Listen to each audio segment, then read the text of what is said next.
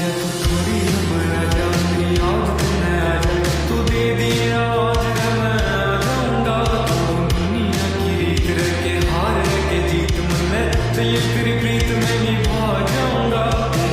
बाबा बना की मैंने लिखना सिखा दिया है रोज रोज खाली तेरी बरड़ जुदाई में ताना गाई कदे छाती के लगाई मैंने जित भी गया और तेरी याद खड़ी पाई मैंने आज तेरी बाहों जो सी कसम थी खाई मैंने जिंदगी सारी मेरी तेरे